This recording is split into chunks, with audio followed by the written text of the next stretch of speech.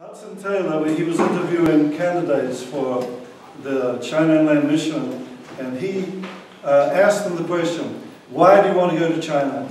And some said because of the great need, because of the Great Commission, and they gave various answers, and he said none of those will keep you in China when people reject you, when you get sick, when the going gets hard. And then he turned to 2 Corinthians chapter 5, and he said, this is the only thing that will keep you in China. And he read these words, for the love of Christ compels me, constrains me, because we are convicted that one died for all, therefore all died. And he died for all, that those who live should no longer live for themselves, but for him who died for them and was raised again. And you think of all these years these people have labored. That's the only thing that's kept any of us in this work, the love of Christ, compelling us to stay on the front line of evangelism, the very front line. Not many people serve in the military on the front line for a long time. And some of them die on the front line. But we're like the Marines. That's not saying we should be proud, but God has given us a high and holy calling to serve him on the front line.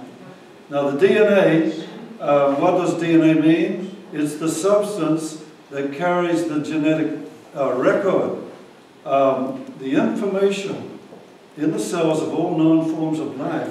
And it's the distinctive. In your DNA is everything about you.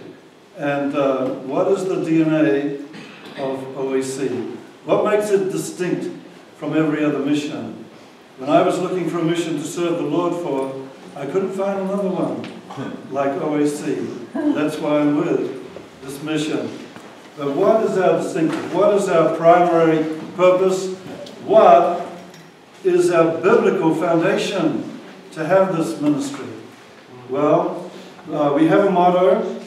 Can you all say the motto with me? Okay? Presenting Christ by all means everywhere. Now that's been around right, I guess, from the beginning. But we expanded the motto back in about the year 2000 when I was asked to write it. And I wrote this, and we modified it very little, and it says this. Our statement of purpose, that's the expanded version of the motto. OACI is a ministry of evangelism committed to preaching the gospel to the unreached through preaching, through open air and other outreaches in partnership with the church. So I'm just going to take a few minutes and go through that statement of purpose, because this is the reason we're here. And all of you should agree with what we've agreed is our purpose, our distinctive. So first of all, OAC International. OAC actually has been around 124 years. Many times people ask me, did I start it? I know I look old, but 124 years, not quite. But I actually have been with this mission for 45 years, coming up to 46. And if you add the 4 years I was a volunteer in New Zealand, that's 50 years, and that's 40% of 124 years. Wow. So I've learned a little bit about this ministry in 40% of the mission's life, and also from the Bible. So we're also interdenominational. That's why our doctrinal statement is very basic. It's the fundamentals of the faith. And we don't mention the tribulation and Calvinism or Arminianism and so on. We just stay on the very basic fundamentals. Why? Because we're interdenominational. We have in this room, do we have any Anglicans here? No? Well, of course. Yeah, oh, yes. Yeah. We have Baptists? Yes. Yes. Okay. All right. Any brethren here? Yeah. Wonderful. How about Methodists? No. and Charles Wesley, and the Wesleys were great open-air preachers. Presbyterians, okay, I'm working on that one.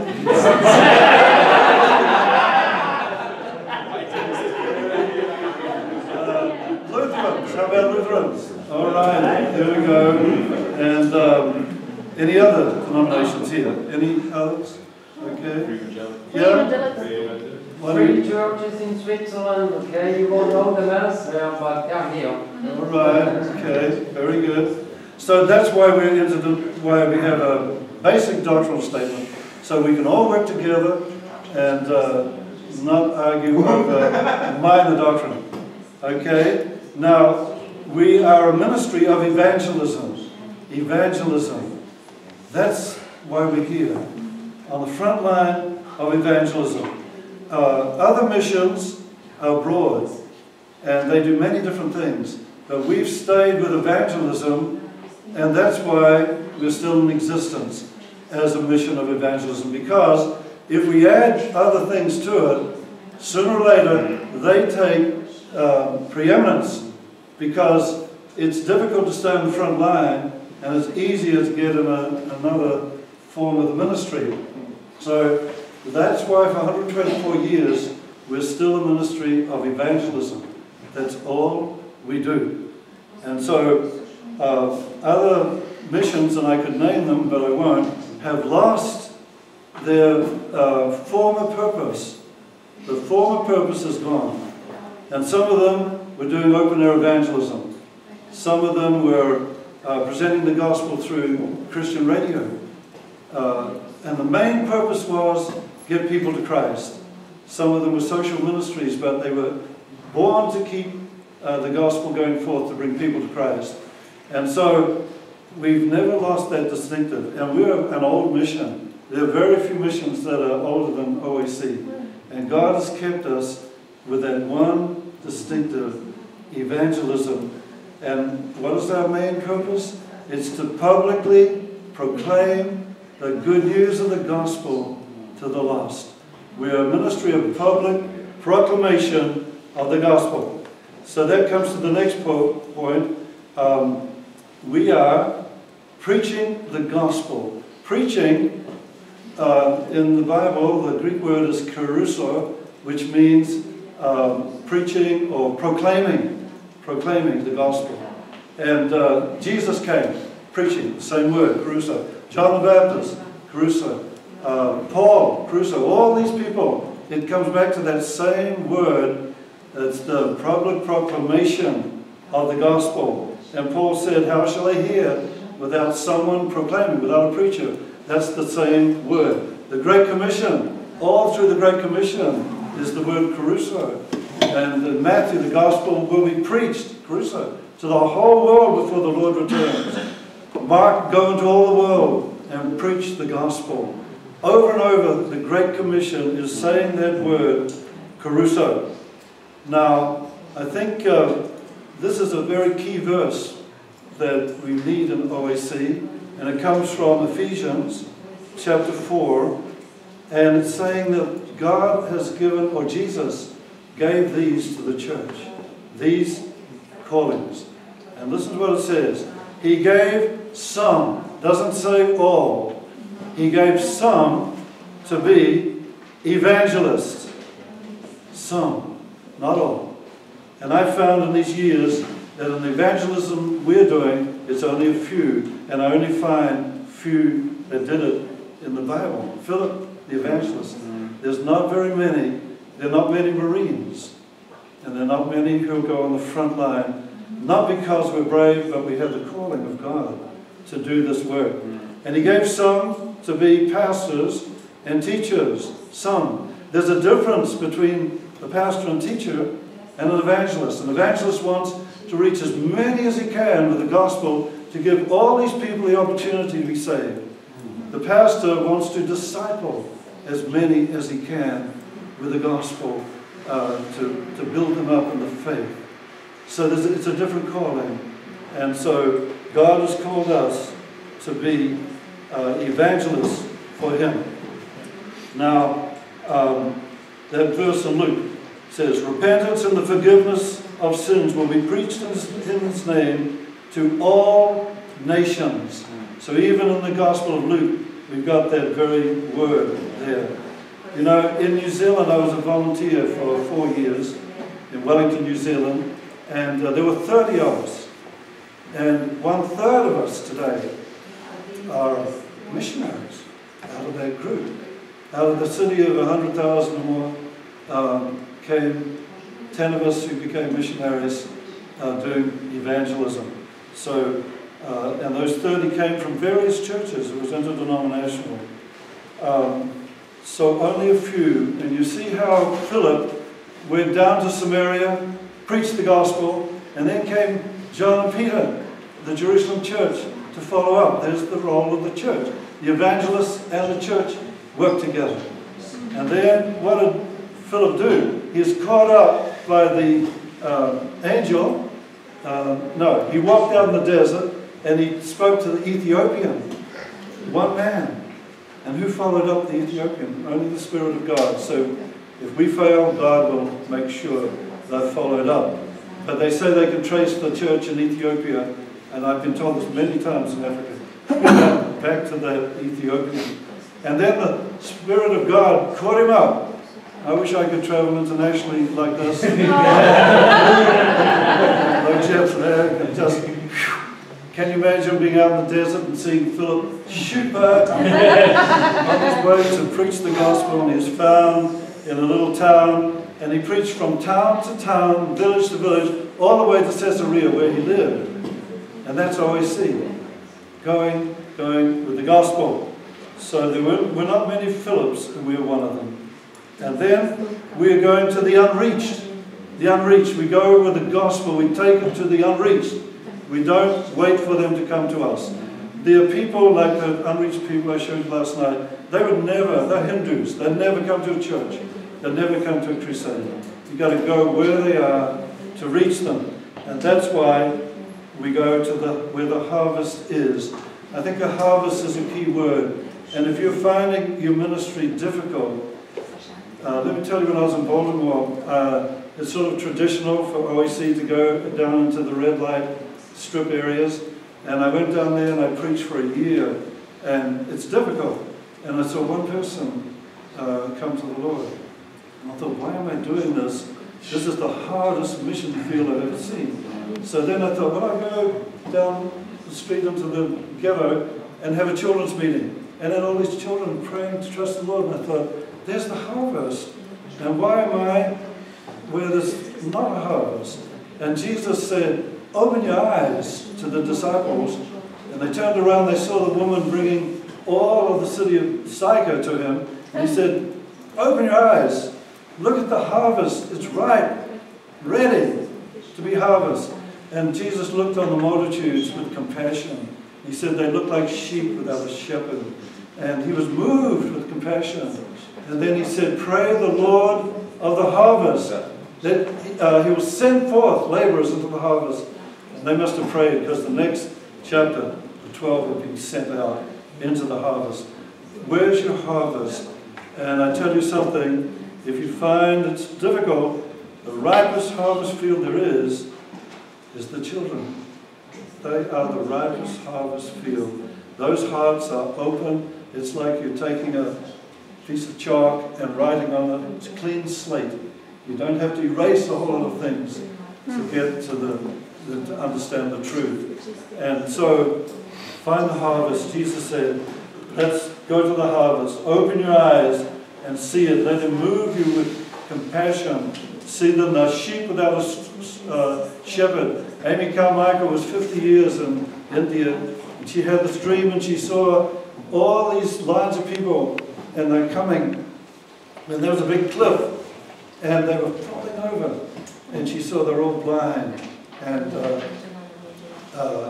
in between the gaps were like sentries pointing them back. And these were the missionaries. But the gaps were so wide, the people fell like rivers, like a waterfall. And she said, God, send more missionaries.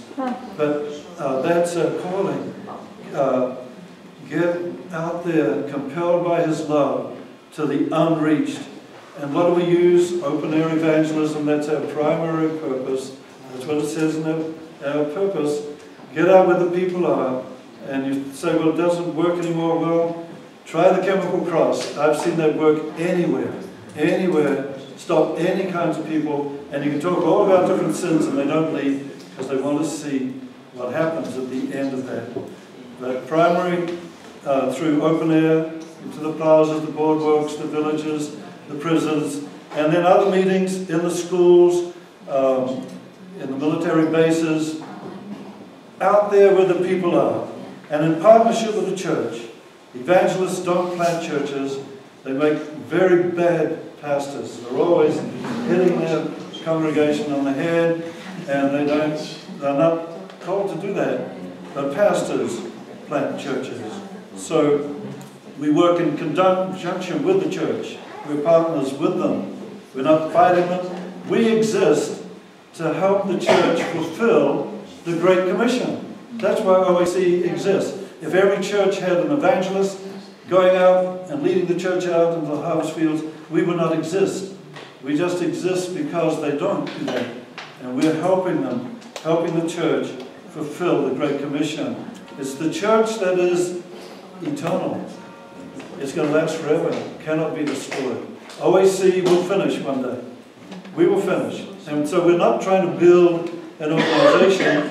We're trying to see Christ build his church. So we work in partnership with the church. So I just want you to think again. Be compelled by his love to fulfill this purpose. It's biblical. Don't let anything divert you. And you might say to me, well, why do you have those sewing schools in India? Because the government requires it of us. We can't get the money in the country without that. But our purpose for those sewing schools is to win those Hindu and Muslim girls to Christ. And we see them come one by one. But our main purpose in India is to get the gospel to the lost. Over 100,000 every year hearing the gospel. So what keeps our evangelists on the front line? The love of Christ. And I think of some of them have been attacked, and we said to them, do you want to leave OAC? If you want to, you can. They said, no. This is our calling. We're going to stay with it. Not one of them left, because the love of Christ compelling them to be involved. So I hope and pray that all of you will run the race, never be diverted. It's so easy to get diverted by money, by women or men. We've had that happen. By false doctrine, by getting lazy, and getting proud. There's all these things that are trying to divert you. We have a roaring lion that is seeking to devour us. He wants to finish us. And don't let anything divert you from the call of God to be an evangelist. So I hope and pray that this could be said of you. How beautiful on the mountains are the feet of those who bring good news, who proclaim peace, who bring good tidings, who proclaim salvation, who say to Zion, your God reigns. I pray that all of us will have beautiful feet as we walk through this life and as we stand before God one day to give an account of this high and holy calling He's privileged us to have. Amen? Amen.